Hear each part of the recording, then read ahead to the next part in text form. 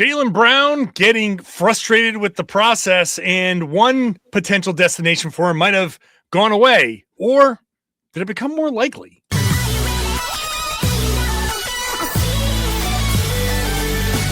Rain and J's, how we started raising business, how we finished. Locked on Celtics pod, home of the winners. Big. Hey there, welcome back to the show. Thank you for being here every Monday through Friday. I'm John Karalis, and once again, it's all Jaylen Brown all the time. Well, mostly, like 99% of the time in this show. We'll get to the deal later on that may have eliminated a suitor or maybe made him more likely. Who knows? At this point, it's a whole bunch of shrugging going on from all corners of the internet. We'll get into Jaylen Brown's frustration, but there was some business here to get into, and we're going to talk about it all with our guy, Tom Westerholm. What up? What's going on, Tom? You know, sweaty and confused, like the offseason would demand so far. It's what was the line from The Good Place? You only need two emotions, anger and confusion. And I think we're experiencing them all. Correct. Jaylen Brown saga. Let's just throw this out there before we get to the Jaylen Brown stuff. A bunch of roster decisions that were made. We got Neemias Queta, option picked up. Jordan Walsh, option picked up. We got option. We already got Ron Harper Jr. option declined, but really picked up because they started him on a 3-year deal at the same number. So that's nice for Ron Harper Jr. No, Amari Williams, they declined his option. He's coming back on a 2-way deal. Max Shulga declined his option. He's up in the air. So that's the business. And the only thing I'm just going to say with this is there was some chatter about people questioning, like, should Neemias Queta, should they decline his option and give him an extension starting this year? That was never going to happen because the Celtics want to stay under the tax, and starting him at a big extension this year is counterintuitive. However, Tom, I'll just throw this out to you. How big a risk is it to do that and send him to free agency next year, where the market for bigs, you know, everybody's looking for a big, and if he are the Celtics going to be in a position where they're going to have to overpay for him? Are they going to have to let him go? Did the Celtics in this little thing here, this would actually be like half the show normally. Did the Celtics, because of staying under the tax, maybe cost themselves Neemias Queta? I think long term. Yeah. It's possible. I think that what it says is just how much the Celtics value staying under the tax, right? Like, it's like, okay, fine. Like, we want to keep you, we like you. We think you're really good, but it's more important to us. And I mean, we're probably going to get into this some, but it is pretty darn clear how important it is to the Celtics that they stay under the tax. And Nemi, you're great. We like you. We think you're valuable. We want to keep you around in Boston, but it's it's pretty important that we stay under the tax, as a lot of people are learning right now. Yeah. No, that's an interesting way to put it, because it's true. And we've emphasized staying under the tax, and maybe Jalen is the ultimate look, man. We got to stay under the tax, and if it means trading Jalen, then it means trading Jalen. I kind of got into this yesterday, where I don't know that ownership is like cheaping out that we don't want to pay Jalen.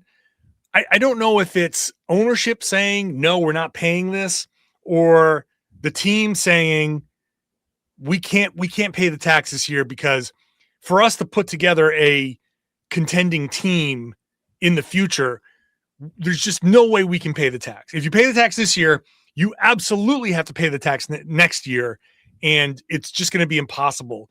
So I think, I don't know, it might be a little bit of both, where the, Chisholm and the ownership group is like, look, if you dip into the tax this year, that's kind of on you, because we're not going to pay a massive tax bill 5 times what it should be the year after. So stay under the tax this year, so next year we will foot the bill.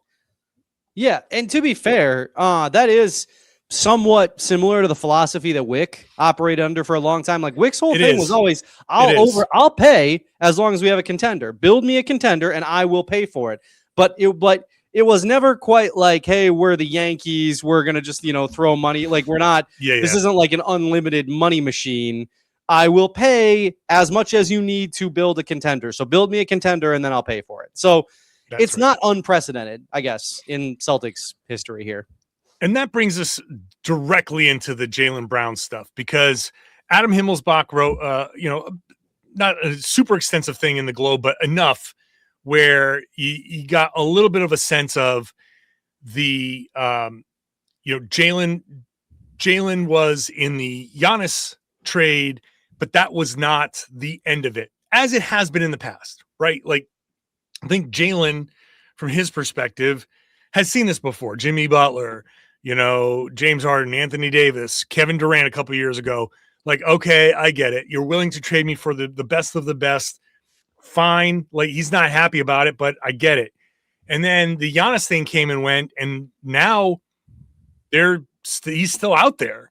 And this is where, to quote from Himmelsbach's piece, a league source said that Brown has grown frustrated with the organization's approach following the season in which he's guided the team to 56 wins and so on and so forth.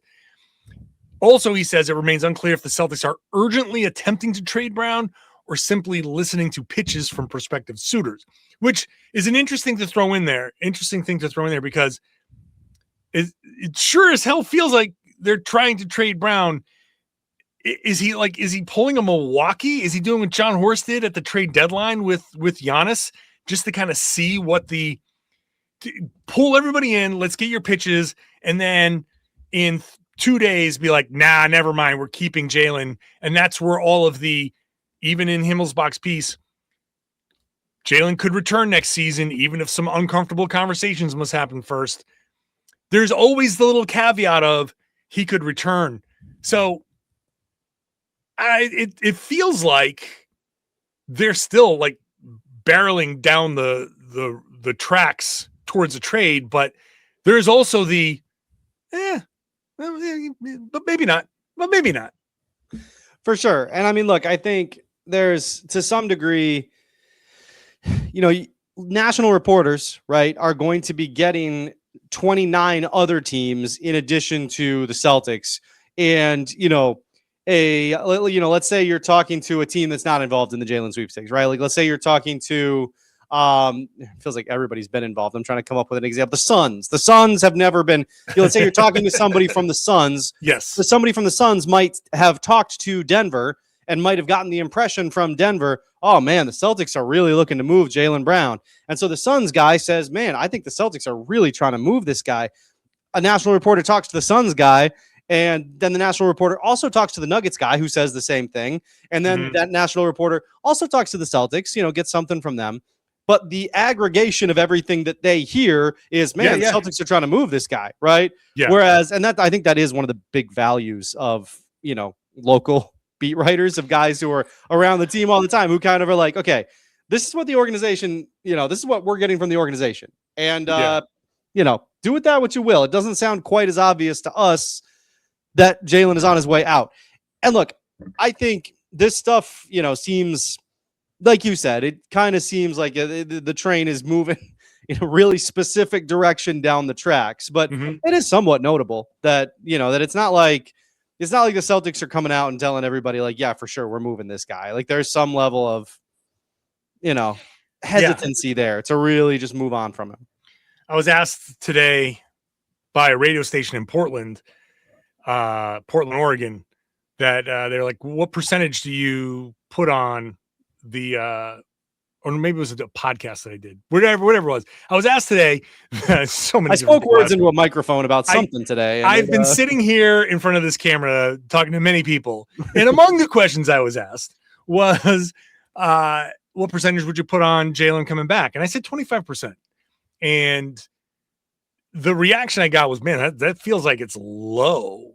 And I'm like, "Really?" Because I feel like that's high. I feel like most people would be like, it's like 5%. Yeah.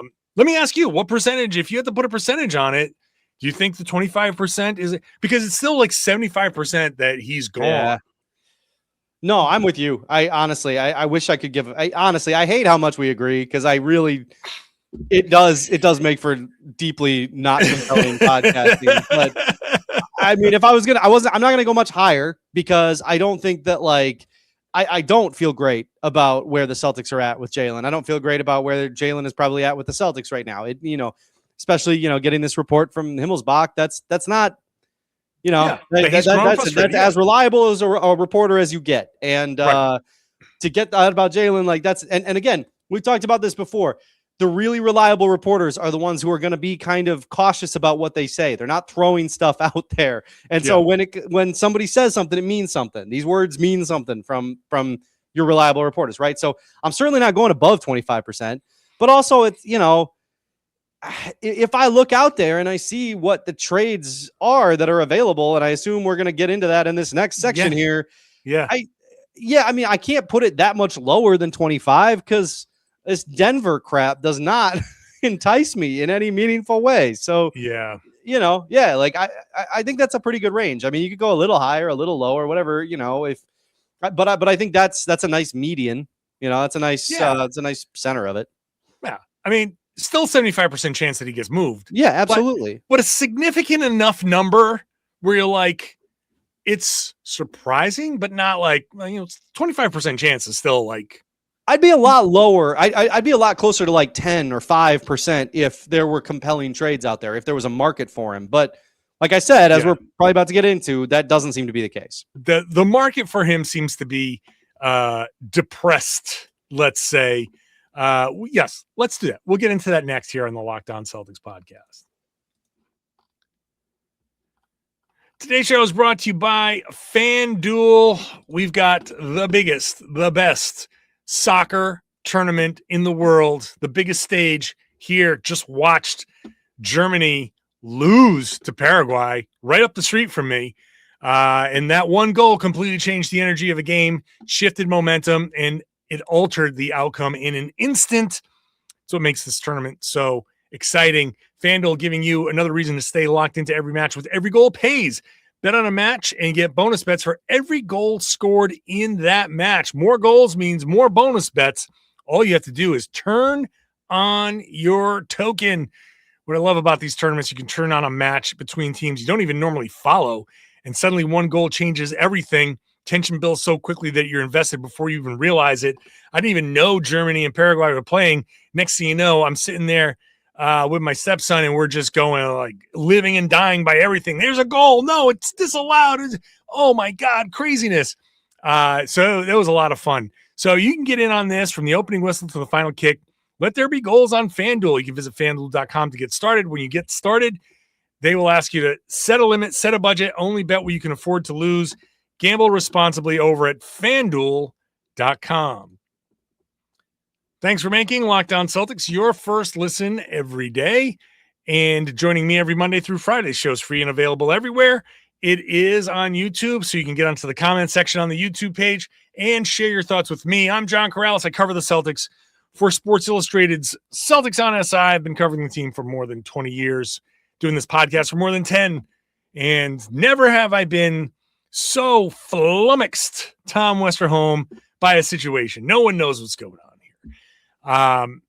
And the offers, and this is another thing in the Himmelsbach piece, it's one thing to be going for Giannis.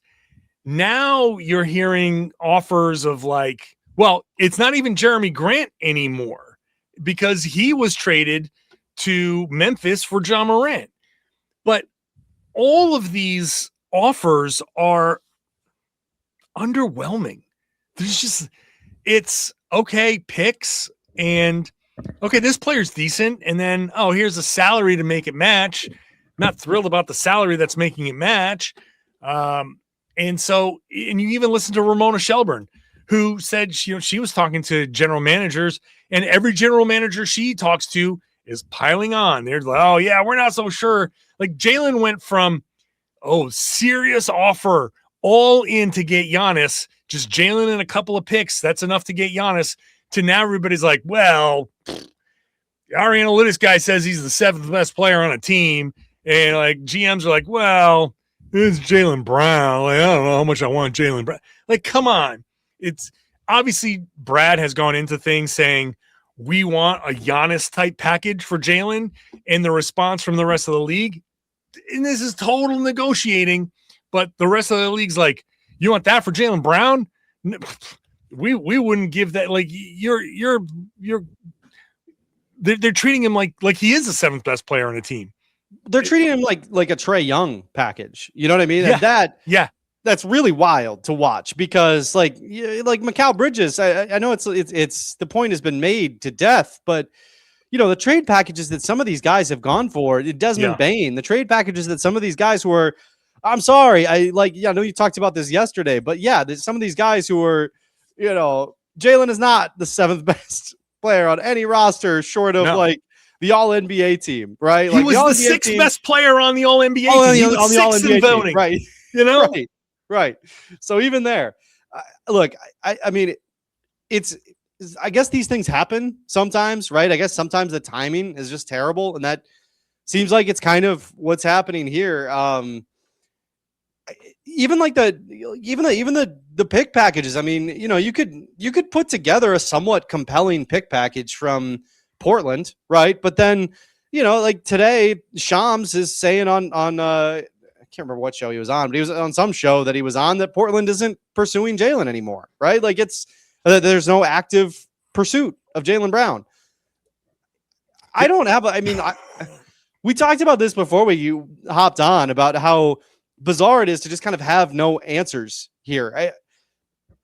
Something fell apart here really badly, and the Celtics are not in a good position because of it. I mean,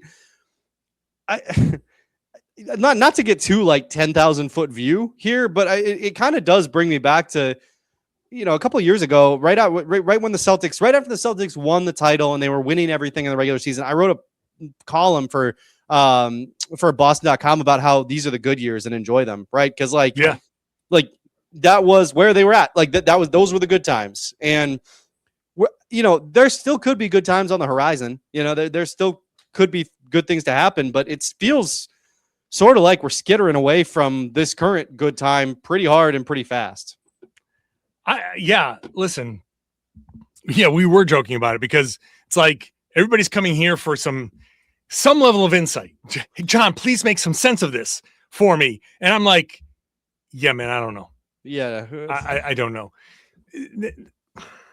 None of this makes sense, Tom.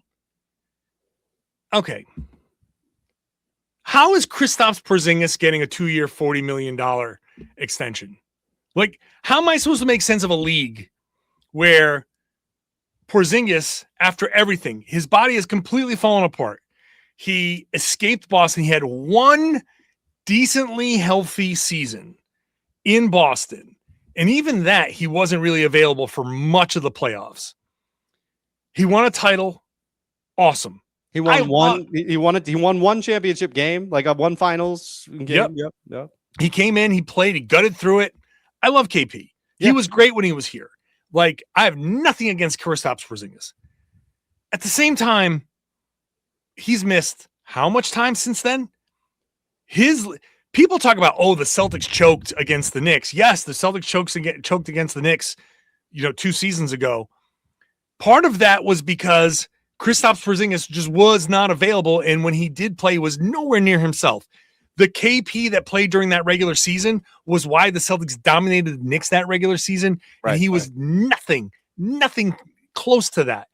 And the illness killed. If he was a normal KP, they would have won that series. They wouldn't have lost those 2 games at home. I guarantee that. I mean, I don't want to go full. If Kendrick Perkins doesn't tear his ACL, the Celtics win the 2010 championship. But I feel comfortable in saying that Porziņģis was the X factor against the Knicks, and he wasn't really available against them in the playoffs. So anyway, fast forward, he ends up getting traded, goes to the Hawks, just doesn't get traction there, goes to the Warriors, finally has like a little stretch of decent play. Who are they bidding against? Where they had to pay 2 years, $40 million to extend Kristaps Porziņģis? If that's happening in the NBA, how am I supposed to make sense of where Jalen goes and how he's valued. I just, this is all extraordinarily like bizarre. This is one of the more bizarre off seasons. And I think we're getting very deep into the CBA. We're finally seeing just how punishing the CBA really, really is. Lottery reform has changed a lot of things. And it's all of these moves of, like Jalen Duren. Jalen Duren is like, you know what? I'm going to go play for the Sacramento Kings. Like the Pistons were the number one team in the East. Duren was an all-NBA player. He had a rough playoffs. It was his first real playoff run, and it was bad. And now all of a sudden it's like, I'm out. I'm going to Sacramento. We can't agree to a deal. If the Detroit Pistons can't come to an agreement with a critical piece of what made them a number one seed and a very hot young team, how are we supposed to make sense of Jaylen Brown and his value at 30 years old with the Boston Celtics?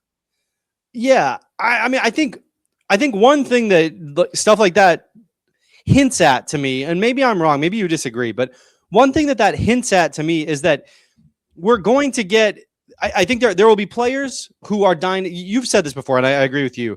There will be players who are dynasties to themselves, right? There will be your Wembys, wherever Wemby is, that team, if he stays with a team for 10 years, there's a 10-year opportunity for you to be a dynasty, right? Right. There'll be those guys. But I also think that if you don't have that guy, that specific guy, and look, Jayson Tatum is freaking awesome, right? Like Jaylen Brown is awesome. These players are great, but they're not Wemby. They're not that guy. Yeah. And so the Celtics don't have that guy. So they almost have to kind of strike. They have to set themselves up to strike at the right time with the right target. I almost wonder if that's the case, right? So if they look at their roster right now and they say, okay, Jaylen Brown isn't, we can't win with him. We got to set ourselves up to have the opportunity, have the roster space to strike, because that's the league now, right? You don't build a 10-year dynasty. You build, you look for these pockets where you could all of a sudden strike and bring in a couple of guys, and all of a sudden it's like, whoa, that team for 1 year, for the 1 or 2 years that they can afford this team, that team has a real shot to win a title. And when Adam Silver talks about parity, when the league, when people around the league talk about wanting parity, it is easier for a small market team to have a shot at a title if you're looking at it in terms of pockets instead of terms of 10-year stretches with a group of guys. And I don't know, that's just kind of I guess that's one of the things that the CBA feels like to me this year is you look at the Pistons that should have been like you said, like a hot young team, and instead one of an all-star is leaving, signed somewhere else. And I think that kind of thing is going to be really common, for better or worse. I'm inclined to say for worse, but I don't know, maybe 5 years down the line, I'll look stupid for that. There's a good chance of you looking stupid. All right. Always. All right. So I just found a thing from Shams. I'll read that, and we'll get into this Blazers trade and all of that stuff when we come back here on the Locked On Celtics podcast.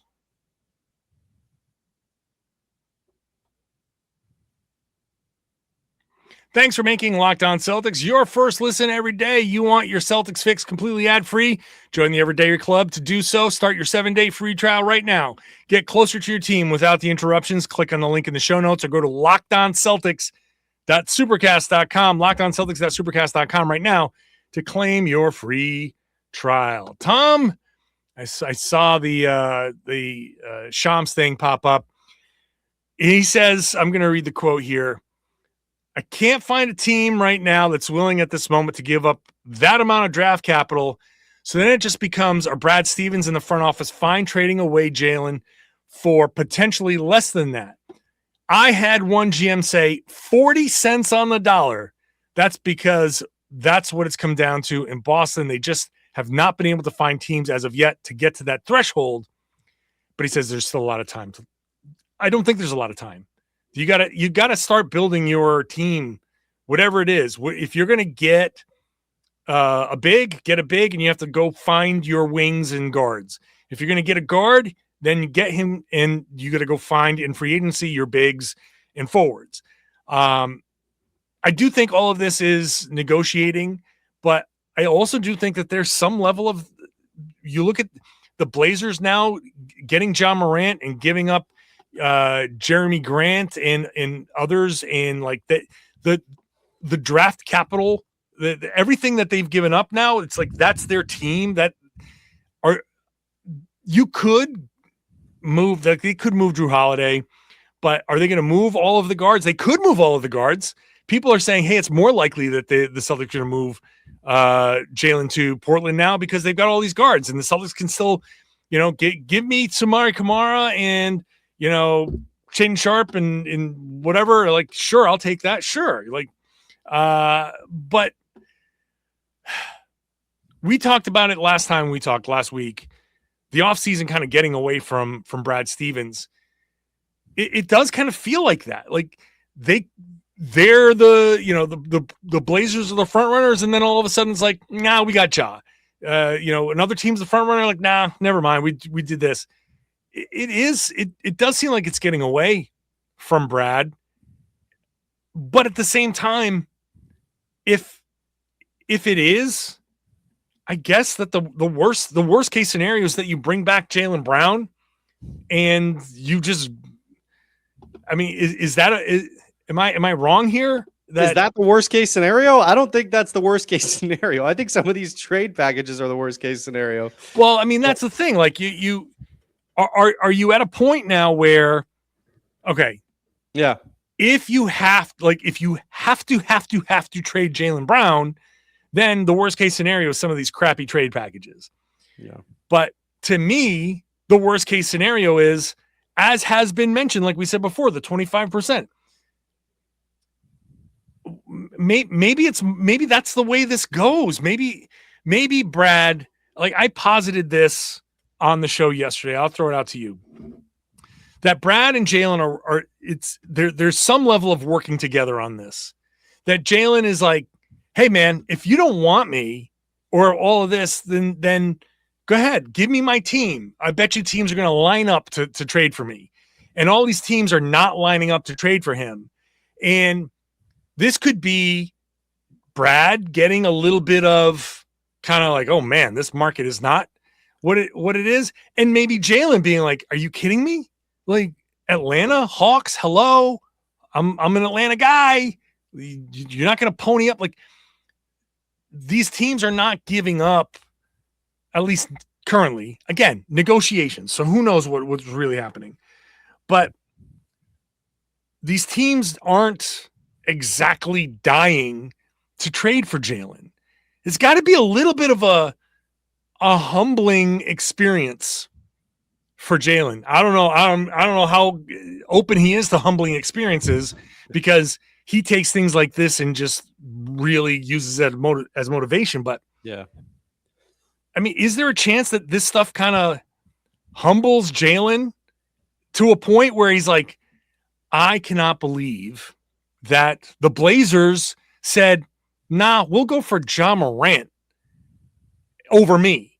That pick another team. Like the Denver Nuggets aren't going to give up Jamal Murray. Like, I'm better than all of these guys. Why aren't teams doing that? There's got to be a little bit of, hey, Jalen, like maybe your opinion of yourself is a little higher than what the league. Maybe. I mean, the thing is with that, it's like, but what's the end goal here? Like, what, Jalen's going to work harder? Like, working hard has never been Jalen's problem. That's never been an issue. That's never been an issue. No, I mean, I think there is some level of, but I do think that you're onto something, right? Because I think that there's definitely a chance that Jalen and Brad had a conversation, because Brad has talked, about how he's tried to be open with Jalen. He's tried to have conversations with Jalen, right? That's something he's said a couple times now. Mm-hmm. And I think, maybe that conversation looked something like, hey, Jalen, look, I'm sorry that we have to do this. Like, the second apron stuff really sucks. We're in a tough position here. We might have to move you along. I'm sorry for how that, the optics of that, how that looks. We're going to try to put you in a position where you can thrive. And look, if I'm Jalen, I'm not thrilled about that, but at least it's framed around the second apron as opposed to framed around paying the tax at all. Right. But at least it's framed around that instead of framed around like, man, we just thought Giannis was so much better than you. So we went out and tried to get Giannis, that's a slightly different conversation. And then, look, then maybe you get to, it's Jalen's trade value can't be lower than this, knocking on wood here. Right. Because I don't want to tempt the basketball gods here, but there seems to me almost no chance that Jaylen Brown's value ever goes lower than where it's at right now, at least over the next couple of years. And if you have to wait a little bit, if you have to wait until, training camp, if you and Jalen can kind of come to an agreement of hey, we're going to let's just ride this out. It'll be a little awkward. You'll get some questions on media day. We won't say anything crazy. We'll ride it out together for the time being. And maybe we have to move you before the deadline or something. I guess it can't get worse is the thing I would posit here. So maybe don't rush into a trade just because you feel like you're getting pressured into something, because maybe wait, maybe something shakes free somehow. So much of this hasn't made any sense. So I don't know where to go. Every time I say something doesn't make sense, something comes around and it's like, oh, okay, I guess it doesn't make sense, but it's happening. To say, and you're not wrong, but to say Jaylen Brown's trade value has never been lower is one of the most ridiculous things to seemingly be true. Crazy. It cannot. I just refuse to believe that that's actually true. I have to believe that Jaylen Brown, coming off an all NBA season in which he lifted this roster, which still pretty good, but universally believed to be a 40-something win, to 56 wins in the second 40s, seed. Low 40s. Universally believed to be low 40s. Yes. Right. A lot of people talking about they should tank. Yeah. I absolutely refuse to believe that the actual value for him around the league is so low that all these teams are like, nah, we're good. No way. You can talk about analytics, and I understand the analytics have shown something about Jalen for forever. He's been the plus minus has never been there. And we've always been a little confused. We've talked about it. Yeah. Why is the plus minus so low? It is weird because we watch the games and say he's been good. He's good. The league absolutely cannot possibly be actually this low. It has to be posturing. All of these reports have to be just planted, or just like Ramona said, they're a concerted effort, a collusion without actual collusion, but a collusion of sorts to be like, yeah, man, we're going to try to drive this guy's price down. So Brad if he's this frustrated, everybody in the league knows that business is about to start getting done and Brad needs to make a decision soon. So they're just going to be like, yeah, man, we're just going to all team up and drive the price down. I have to believe that that's the case, because Jaylen Brown's value should not be lower than ever after he had the best freaking season of his career. That just doesn't track for me. Yep. Even if you think he's not really a number one, he had a great season as a number one. I don't believe it. If you think that, okay, fine. Mm-hmm. But still, you're not trading for a bench guy either.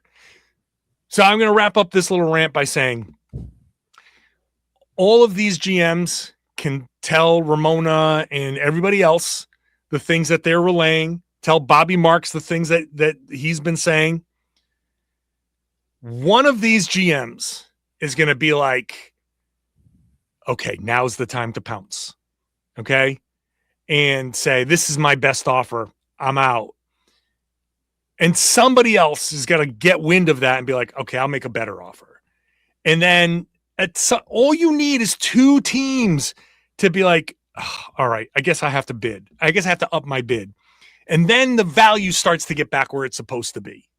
Just ask Milwaukee. Just ask Milwaukee if they got largely what they wanted from Giannis. Right. Like from a 2-team bidding war. Yeah. Seems like they did. So there's, I don't know, man. I keep saying that there's just so much this offseason that I have not been able to square with how the NBA has always worked and how things always go. So either the NBA is taking a crazy turn and this is just us caught in the storm of a cold front and warm front smashing into each other. And we're like on the thunderstorm line. It's like, I can't believe that this is happening. It was supposed to be nice out. Or people are taking crazy pills in the league and there's a bunch of stuff that we don't know that's happening that will be revealed at some point and go, oh, okay, that's why that was stupid, because this was happening. So I want the saga to be over so we can get the truth. And that's it. That's all I want. Yeah. Just some answers, some clarity. Clarity is really answers. Yeah. Yes. Just give me some answers, which are hard to get at this point. This so hopefully nobody came here looking for them because I ain't got none. All right. Well, time to wrap up and post this show before something happens. So Tom, thing up there. Yeah. Appreciate this out there. Go. Yeah, appreciate you too, Tom. Bye. Go. Now that we're done, it's like go. Bye. Post. Thanks everybody for listening. Thanks everybody for watching. Who knows what tomorrow will bring, but we'll be here for you every Monday through Friday. Subscribe, watch the show on YouTube, get into those comments, share the podcast, tell everybody they should be listening to and watching the Locked On Celtics podcast here on the Locked On Podcast Network. It's your team every day.